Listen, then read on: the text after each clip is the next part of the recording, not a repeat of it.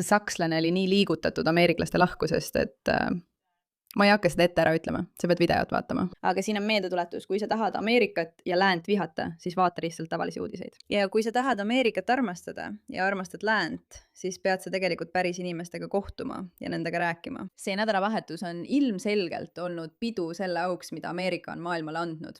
Kuigi ma ise ei ole ameeriklane, on sellest riigist tulnud nii palju head. Nii et me alustame selle viirusliku videoga ja siis liigume edasi täiesti geniaalse video juurde, mis samuti internetis laineid lööb. Olge meiega, teile hakkab see meeldima. Tere tulemast Pushbacki!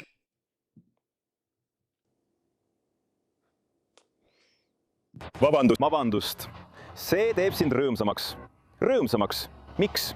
Aita meil aru saada, miks see sulle nii mõju avaldab. Sebastian Krause ei kujutanud kunagi ette, et tema reis Ameerikasse oleks nii emotsionaalne. Jah, ei, see ongi inimlik. Õnnelikud pisarad. Jah, vaid mõne nädalaga siin olles ma armusin sellesse riiki ja see oli nii emotsionaalne.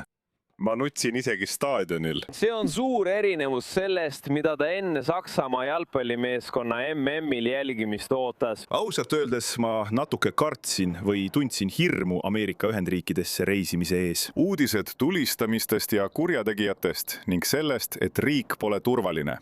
Bob viib meid koju. See on suurepärane. Ameerika on suurepärane. Sebastian kohtas grupi võõraid, kes pakkusid talle küüti hotelli. Meeldiv tutvuda. Boston, see on Bob Sears ja tema perekond. Uus-Inglismaa elanikud, kes näitasid sakslaste grupile, et Boston on soojem, kui mõned arvata võiksid. Bob! Aitäh. Armastan USA-d. Naudi oma aega USA-s. Ma vaatasin seda videot ise võib-olla 40 korda. Mul olid pisarad silmis. Sebastian oli rohkem ärritunud Ameerikast lahkumise väljavaate pärast kui sellest, et Saksamaa turniirilt välja langes. Kas see pole mitte naljakas ja nii armas? Pea meeles. Meile on öeldud, et kõik, kes üritavad Ameerikasse tulla, nemad on need, kes varastavad. Aga tegelikult on ameeriklane olemine täielik ja absoluutne privileeg. Ja enamik inimesi maailmas hindab seda ja teab seda. Lahkust, mida ta koges, on kogenud ka paljud kohalikud ja mujalt tulnud inimesed. Mulle meeldis siin elada. Ma arvasin, et inimesed olid alati nii lahked. Inimesed siin on väga viisakad. Maailmameistrivõistlused tegid selle lihtsalt inimestele nähtavamaks. Ma rääkisin kindlasti palju rohkemate võõrastega kui tavaliselt. Ja sa arvad, et see on maailmameistrivõistluste pärast? Jah, arvan küll. Ameeriklased ei ole ebaviisakad. Sakslased ei ole ebaviisakad. Kui me oleme koos, suudame suuri asju saavutada. Sebastiani jääb veel natukeseks siia. Ta veedab 4. juuli Washington DC-s. Siis läheb ta tagasi koju Saksamaale, oma pere ja sõprade juurde. Ta räägib neile kõigile meie riigist ja mis puudutab meie head samaarlast Bobi, siis ma rääkisin temaga telefoni teel. Ta ütleb, et ta lihtsalt püüab tasuda kogu selle lahkuse eest, mida ta maailmas reisides sai. Ja ta nõustub, et Uus-Inglismaa ja Boston on tegelikult sõbralikud kohad. Bostonis teatas... Mulle meeldib see. Mulle lihtsalt nii väga meeldib see video, sest ma arvan, et see on nii armas, et inimesed tulevad üle maailma ja kogevad midagi, mida nad lihtsalt ei oska ette kujutada. Näiteks, inimesed on toredad, naeratavad ja lahked.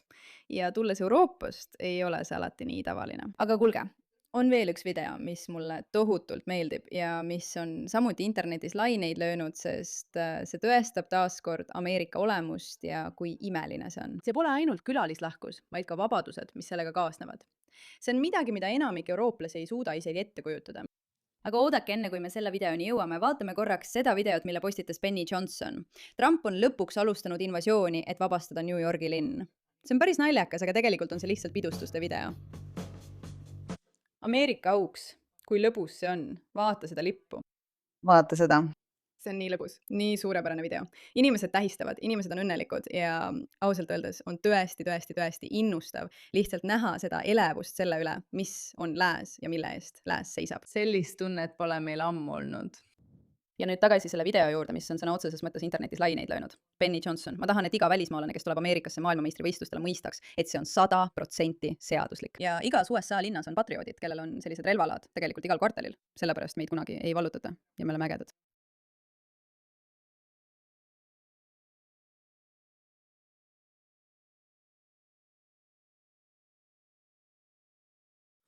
Ma mõtlen, kutid, kui lõbus see on. Nad on kõik riietatud nagu vanaaegsed Ameerika sõdurid ja lihtsalt tulistavad asju. Ma mõtlen, see on iga mehe unistus, olgem ausad. Minu oma see ei ole. Aga iga mehe oma küll.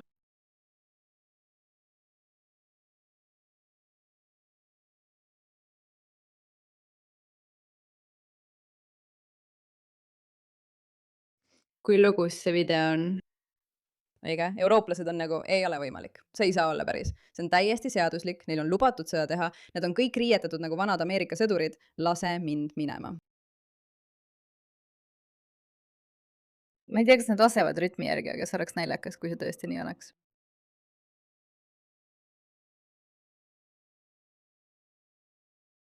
Ma arvan, et nad teevadki nii. Ma arvan, et see ongi päris live esinemine.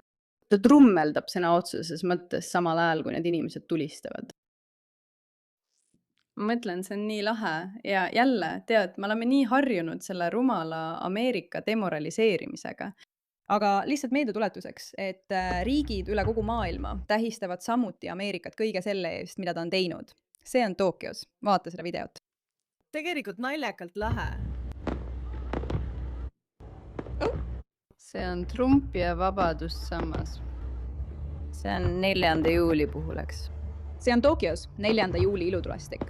Paljudes USA demokraatide juhitud linnades jäetakse 4. juuli öine ilutulestik ära, sest ilmselgelt ei taheta Ameerikat tähistada.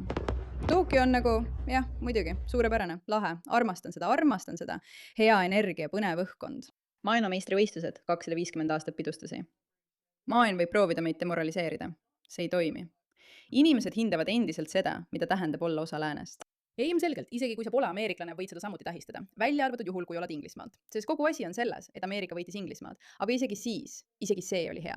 Ameerika on teinud nii palju meie maailma ja meie ühiskondade heaks igal tasandil, igas valdkonnas. Ja see on midagi, mida tähistada. Nad on vaba maailma liidrid mitmel moel. Ja see on hullumeelne, et inimesed unustavad selle kogu aeg ära. Nii et head 250. sünnipäeva, Ameerika. Aitäh, et teete seda, mida teete. Ja jätkame samas vaimus, eks? Ja muidugi, aitäh, et sellele tähelepanu pöörasite.